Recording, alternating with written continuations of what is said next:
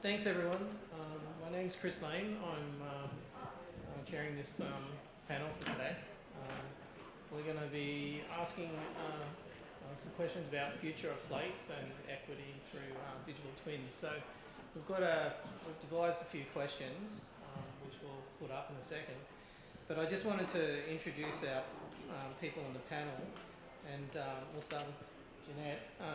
Jannat is an Australian-born Punjabi and mother of three based in Melbourne, Australia. She is a CBA and a former CIO with a Masters in Digital Business and is actively engaged in Australian-New Zealand technology ecosystem.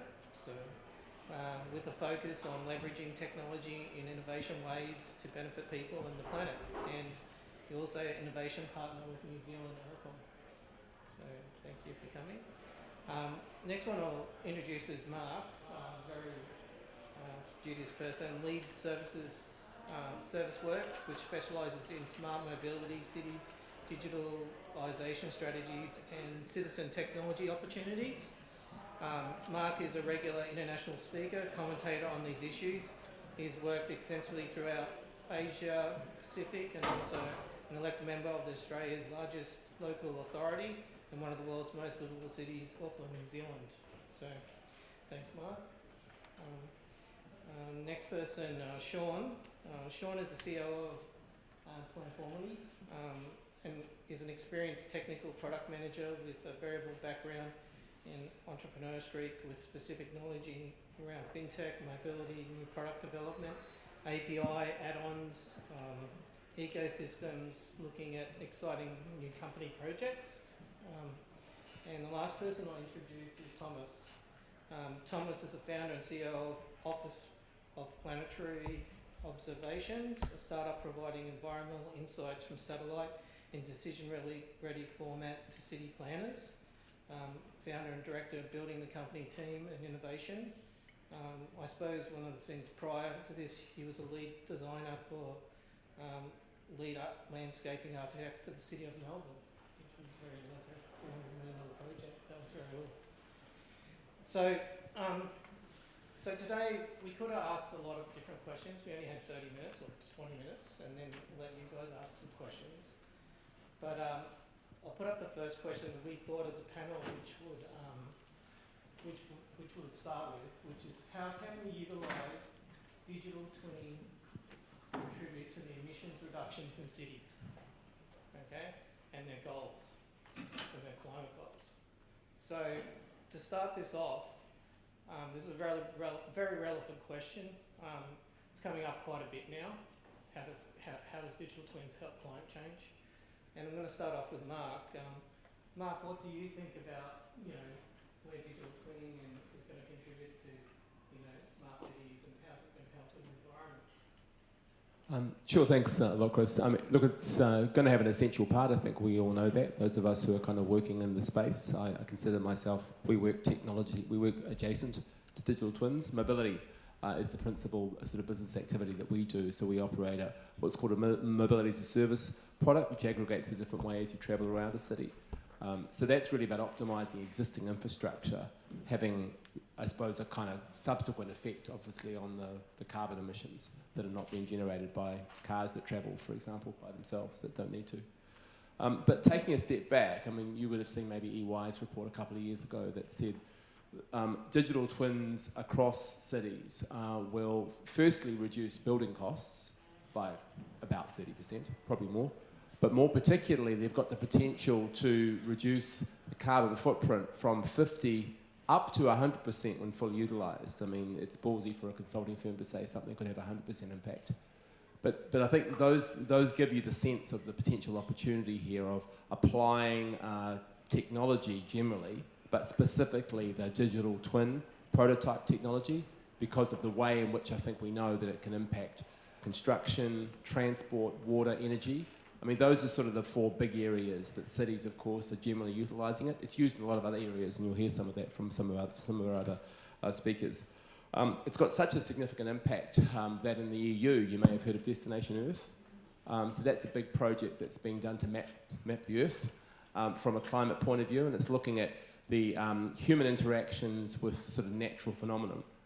So it started as a sort of weather forecasting kind of objective, but now it really looks at environmental degradation and environmental patterns. And of course, setting something up on such a big plateau as the EU kind of puts the pressure on cities and governments to provide the data, of course, right? So you sort of start with a big idea around which you're not going to have anywhere near the information you need to fully populate the model. But that sort of call to action, I suppose, is a critical element in making those, let's call them laggards, or those people who have yet to get on board, or whatever it is, to think, well, when we're doing our contribution to this, we have to be making sure that we're providing the sensor network and the arrays to be able to inform this big blueprint.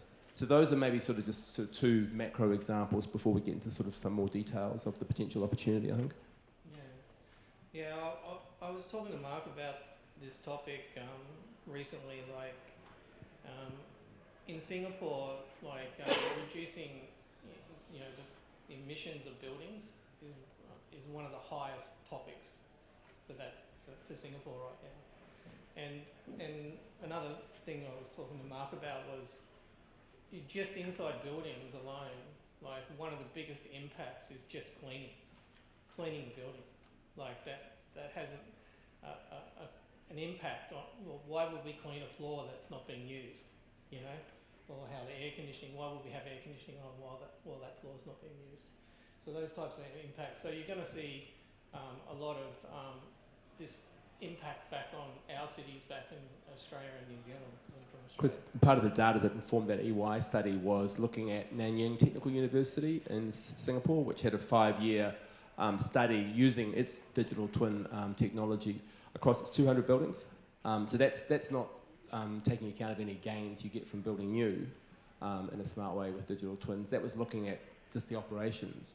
They saved 31% energy costs over those 5 years by the application of digital twin, and removed 10 kilotons of carbon footprint. So that's a practical example, I suppose, of something from an existing sort of situation, never mind greenfield. And last question with Mark, you've spoken to me about, you know, Geelong and, you know, that topic, about, you know, green, you know, trees and, can you tell us a little bit about that project? Look, it's not an area that we work in, but part of when we're sort of talking to other cities, particularly in parts of Southeast Asia, we like to give examples, tangible examples people can focus on, and there are some great ones in Dublin, Seoul, Singapore, of sort of waste recycling being used. Dublin's using digital twin to improve social housing renovations. And in the case of Geelong, they've got tree canopy issues to help with their climate mitigation, and so they use digital twinning to plan their tree cover and also to sort out where to put the sensors in that mist in the trees when they require the extra cooling. So that, again, another very tangible example at sort of a more specific level of how it can be used to kind of actually help benefit citizens too on a daily basis, which can be useful. So that leads me into your experience, Mark, in Melbourne, and, you know, exactly what Thomas leads me into, you know, exactly a bit of your experience in this, you know, urban planning and you know, the greenery and, you know, in Melbourne and other places you work. Sure. Yeah, so I've got a 20-year background in landscape architecture, so always designing cities, progressing how do we build our urban forests, how do we bring in biodiversity, and we could never back up these decisions with data. So, you know, building the company, we make easy access to nature, really, so centre around mapping tree canopy within house AI and effectively creating a digital twin of nature, but the point is getting the insights and actions required for the end user. So not building out all the tech or all the science, but really getting pointy on what's going to provide value around where to plant trees in our urban forests. We can also provide valuation on that urban forest once you map the whole canopy. And you can start to do that near real time, which links with planning decisions around densification, you know, where you're seeing approvals removing vegetation, and you can start to then audit the status of your urban forest over time.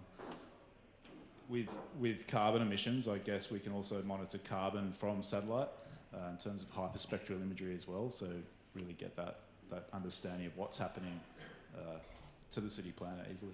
Do they use that data, like both you and Mark, like in their goals for the city?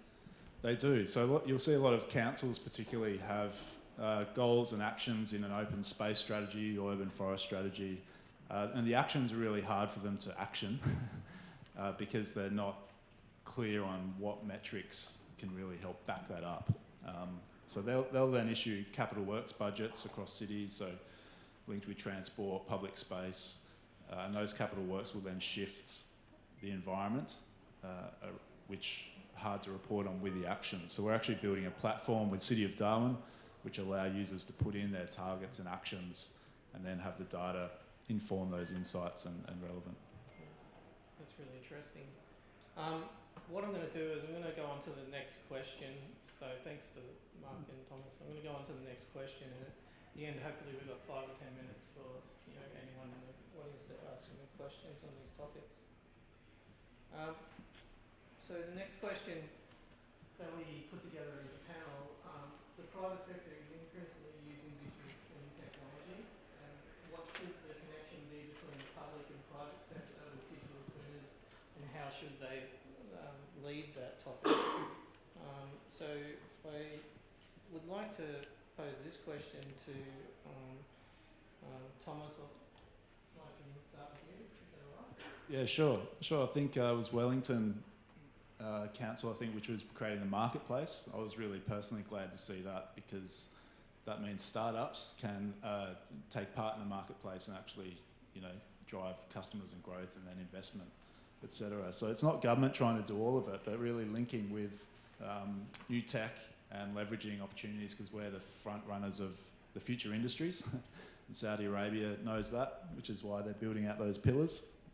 And I was there last year, and everyone's excited who's running a business because they can make money. So I was glad to see that, but throw it over to the panel. Yeah, I think when you look at these kind of how these industries shape and how they've done so in similar spaces in other technology landscapes, there's patterns that get followed of what happens if you leave it all to private. And what will typically happen is, if there's no framework and there's no way of sharing information, everybody does their bits and pieces, and the innovation is always stifled, because every project ends up needing to bring together 3 or 4 parties. You end up with some sort of a project centrally to unify the data models. You've got system integrators charging you an arm and a leg to duct tape all these things together, and the whole project blows out. It takes ages. It never quite achieves everything at once. By the time it gets 90% of the way there, nobody's got the energy to take this the last 10% of the way. So I, like, as well, just like you, like what Wellington's doing is saying, we're going to take it easy. We're going to take a step, but we're going to put a framework in place. We're going to have a discussion about what is the way that this information is going to be captured. Because the only 2 ways to break this cycle is either somebody centrally steps in and says, I've got the model, or you wait for somebody in the market to create it. And what's happened historically in any of these similar markets is the person who then creates that model has complete power over the ecosystem. And that is really, really great for the entrepreneur who started that, and not necessarily the best outcome for that ecosystem. So that to me is kind of like there's got to be something led on the other side, and to give Richard a bit of a shout out here, like that's one of the great things that the Smart City Council is doing with the task forces, is getting the people in the room to go, what might this look like? What would a good framework for sharing information look like, so that we can all align to that data model, and that creates the opportunity for a lot more innovation, a lot more startups to come through and solve pieces of the puzzle really, really well. Jannat, just on, how do you see public and private sector? How do they share data? It's a complicated issue, right? They don't. And rightly or wrongly, it depends who's in the room here, it's the private sector's fault that we don't. So I've just been sitting here listening to lots of examples globally about stuff that's going on, and I can tell you all of that stuff is happening in New Zealand. all of it is happening. Most of you don't know it's happening, because the focus is very much on the latest tech is out there. I need to be a front runner in this, and so I'm going to either buy, build, maybe partner on coming up with a solution now, because there's an opportunity that I can plug. And that's not the right approach. And where we've got actually the public sector sitting is that they've been doing this for decades. You can't manage what you can't measure. They've been doing this for decades. This is their responsibility. Take public money, turn it around, and hopefully look after the public. That's the whole role of the public sector, right? Depending on whether it's in housing, it's in health, it's whatever. So I also work in the finance space. I'm actually an accountant. And the opportunity there is that the public sector is sitting on a ton of data that the private sector, now in New Zealand and soon in Australia, is going to have to start reporting on all of their assets in order to attract investment. How much, for example, the first question, what is it looking like in terms of that organisation's assets' impact on the environment? Can you please assure us as investors that you're, and that whole carbon neutral or whatever that is a mistake also, because it's like being diagnosed with something and saying now you can just manage it out for the rest of your life. I mean, what are we doing about, I was talking to somebody about this morning about being positive and actually rejuvenating or whatever that word is. But anyway, but they're going to start, and already has started, the climate change disclosures have already come out in New Zealand. They're about to come out in Australia. We're putting together a submission to the climate change disclosures as IoT Alliance Australia. I sit and I co-chair the Trusted Data and Technology Steering Panel and acting chair of the sustainability one, and the public sector is sitting on a ton of data that you all are not accessing in order to assure your investors, not you all, but people that actually need to make the climate change disclosures. And the gap isn't that there's a gap in the solution. The gap is, which some people have alluded to here, is connecting the dots. And you just have to be a great listener and then connect the dots. And it's not about an organisation doing it. It's about a real, fair, genuine, what does this look like to make impact collectively for the people of this country? Absolutely look at what's happening overseas, but contextualise it to here and the people here. If I could just add something else there on I guess, the data side, because this is some of the interesting play, and I'm keen on your take on this. So there's in other industries, there's a bunch of models for how you do this kind of data sharing, and you know, one of the most sensitive ones would be health. But we work with the New South Wales government to get the data leveraged into open data, so that the data goes through whatever checks it wants to have, is available for everybody to use, and then it's really hard to get people to pick it up and actually use it, which is the engagement problem is always there. But I think like a lot of these problems can get solved by turning around and saying, at the point where the government is procuring the data solution, maybe don't own the data. It's the moment the government owns the data, the moment it's their assets that generated it, it suddenly becomes this privacy nightmare of how does the government share data that it generated on its own assets, as opposed to what if it just bought data and allowed other people to buy the same data and created an ecosystem around it. Not all data works like that. You've got to, especially when you start talking about video AI stuff, and you've got tracking, hey, there's one person waiting alone at a bus stop late at night. You've got to have some thoughts around how you're going to make this safe. But even in the really complex stuff, so as I mentioned medical stuff before, there's a startup in Europe, and I'm now forgetting the name, but what they do is they wanted to build a model that could generate fake X-ray data, because if you want to train AI models on diagnosis, you need real data to train it on, and you can't go around and request everybody's individual X-rays. So rather than trying to somehow get access to all of this stuff, they went hospital by hospital and gave them the model, trained it within their data sets internally, and then took the trained model out and went to the next hospital. So there's a lot of parallels of what you can do, and I'd love to see something like that where you could get all of the transit data, all of the timetable data, and how late everything was, like the really rich data sets under the hood that we can't get. Maybe we can train them internally and then bring out a model that people can access. Well, just to finish off that question before we get to the... Can I just say something just quickly before? The only thing I'll say is that data has layers. So there are layers to data. So even the environment has to be asked, and we have to be given permission to be sharing data even about the environment, let alone people. So data has layers. Yes, the government here is moving actually more towards open. I don't know if you all know what's happening with the papers to do with the CRIs, but the Minister Verrill has announced open research, and the next step is going to be open data. So you've been sitting and wondering, and I know you're not because nobody really does, but the researchers in this country are the people you need to be going to understand not only what's possible with technologies in decades from now, because they're already thinking about things you haven't even imagined, but the second thing is that's part of the public sector that is sitting on stuff that you need.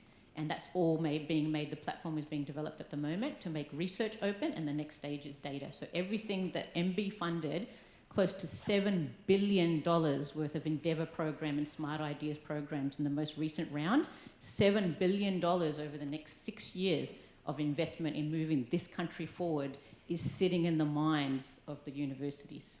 Yeah. And that's about to be made open. That's where you need to be looking. But just remember, data has layers. You need permission.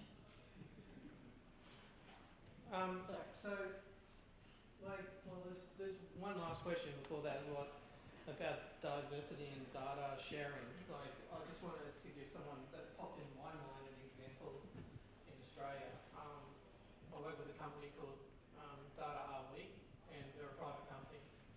And they went to the Queensland Health, New South Wales Health, Victoria Health, and in Queensland and Victoria now, not all Victoria, but all Queensland ICU beds now feed private company, feed live data into a digital database, de-identified, for researchers to use in real time. They've been doing it for 3 years and now have the biggest data set in the world, bigger than MIT, for innovation.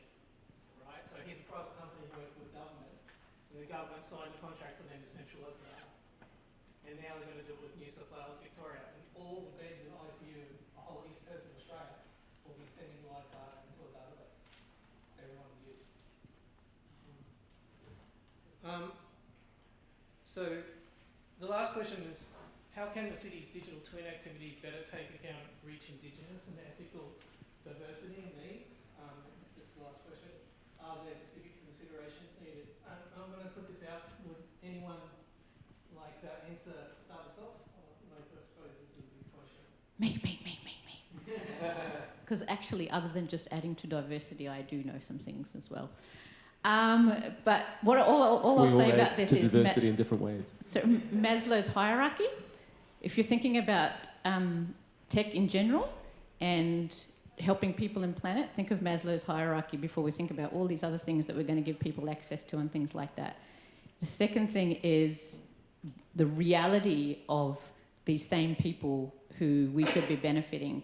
And this is just one example that I heard very recently. I don't know all the details and things, and I'm not specifically talking about New Zealand, but it could be happening here. 170 million children in the world in child labour, in the cosmetics industry. 50% of them are in jobs from as young as 3, picking out things from the natural world in order to make makeup products and shampoo. Why are those sort of things not the priority of tech to solve, let alone Maslow's hierarchy? That's what I would call a smart society. I mean, apart from having diverse voices, diverse actors involved in the process, I mean, that's kind of critical. As we know, the success of anything in this space relies on the data you've got, right? So it still does come back to the system you've got for triaging, gathering, securing data. And I think, that example that you gave of the ICU units in Australia is a terrific example of an everyday practice where there's kind of high transaction rate, a lot of information flowing, happens every day. That's exactly an example where we should be capturing data in an anonymised way. Do a better job of including, a New Zealand or an Australia that looks like those countries, is by using things like that on a more regular basis, rather than the historic case of using the 5-year-old census data, right?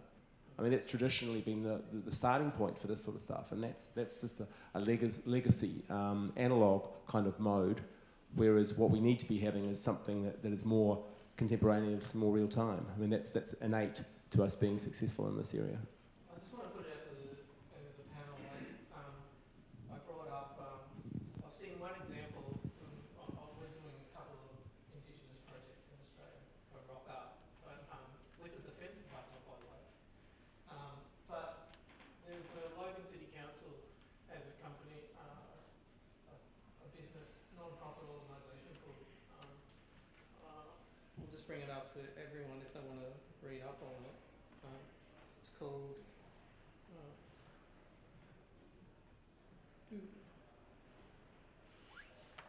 Station 33. So it was an organisation set up, a non-profit, to help Indigenous and you know, people with moderate backgrounds, you know, in the area. And they bring old computers together, refurbish them, they build sensors, you know, they do a whole lot of information for the community. Have you guys seen any other applications of these organisations that are working with councils to help Indigenous and disadvantaged people? I've maybe got an example of the Yarra River in Melbourne, which might link with councils, what's happening there in terms of giving the river legal living entity status, and linking it with this forum. That was the first in terms of 2017, aligning with the Wurundjeri people worldview of the Yarra River, having living entity status as a living being. It doesn't have legal status, unlike the Whanganui River, which has legal personhood status. Well, then it's a bit of a world first to set up a voice to speak on behalf of the river with Indigenous elders and report to state government. That's a massive thing. You've suddenly got nature having a voice. Well, how do you take that a step further and respect Indigenous views and actually put data and replicate a digital twin of nature of the river itself and start to move from a human-centric voice to a data-driven voice? And you overlap ChatGPT on part of that, a language-based model, and you're starting to get really rich kind of digital twinning in the future. I think that's where we need to go, and where you start to get real diverse views into the mix and adding that traditional knowledge. I'll let Jannat finish.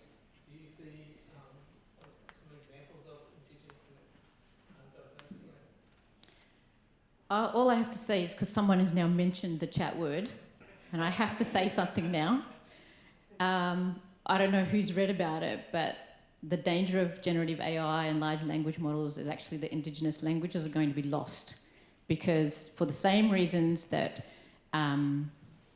there was meant to be another panel here at the same time, we need those voices, and we don't need to be doing things for the Indigenous people of our countries. We don't need to be doing things with Indigenous people of our countries. We need to be stepping out of the way, and where the money is handed over and say, you do it best, because really this planet and your space on this planet and the way that you are considering what the role of that planet is in terms of human life, we will never understand. And I'm not talking about we, as in me, but we generally, most of the world doesn't understand. And if we enable that, then our hierarchy, Maslow's hierarchy, is solved.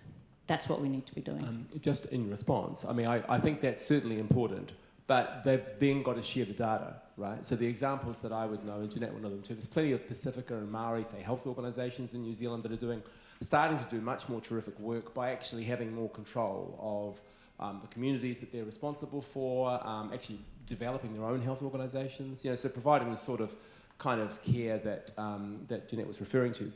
But it disadvantages actually this broader objective that we're all here for if they then, for example, secure the insights and the information. So I mean, actually we want them to share with the wider system both the better practices that they will inevitably do, so that the wider system that is also dealing with members of their community in a broader sense is dealing with, but then more systemically from a technical point of view, right? We want to get the data and the information insights to help inform the digital twinning that we'll be using to actually inform the whole system. Just quickly on that, I read somewhere, I read somewhere, someone said on LinkedIn, because I just live on LinkedIn, how can we be educating the next generation about taking care of the planet when we didn't do a good job? I would change that to say, how can most of this country be attempting to look after the people and planet of this country when to date we haven't done a good job. Has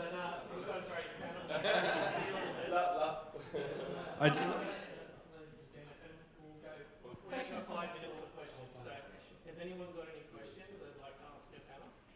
Anyone? Or comments? Any comments? I just wanted to say, as an AI optimist here, I think there is a role for AI to do the opposite of what you're saying, to turn around and say, when somebody complains about a tree, something simple, the meaning of the tree, the context that comes with it, there's room for AI to be the translator there for not just the language and to allow people to keep their language, but to allow it to enrich that with context. This is actually something I've been chatting to my team about. We want to do this as a skunk. Depends whose hands the tool's in. So exactly. So you've really got to engage with people. You've got to let them craft the meaning and the understanding. But you can do that contextually. It's no longer about like getting your entire call center or your people responding to emails and putting them through another training course and having a one-day workshop on diversity and understanding. It's put it in line. Put it at the point where somebody sends you a message. Have the AI trained to give you the context of how somebody else might think about it. You hit on a really interesting point because everybody's worried about the data, and we talked about it, data and bias and all the. Everyone talks about data. I talk about data, but with AI, where we need to be and have diversity isn't in the data and the data being collected. It's the model, because the minute machine starts talking to machine and making decisions, and there's no human in the loop, you better hope that machine is thinking the way that it needs to think for humanity. In all of humanity. It's a lot to put on AI though. Like the decisions that you're designing the AI for need to change as well. So like mapping tree canopies linked with urban forest metrics, driven by council, linked with livability, well-being, etc. So a lot of things we love to do, but you've kind of got to build out the business model around some of the aspects as a start, I think.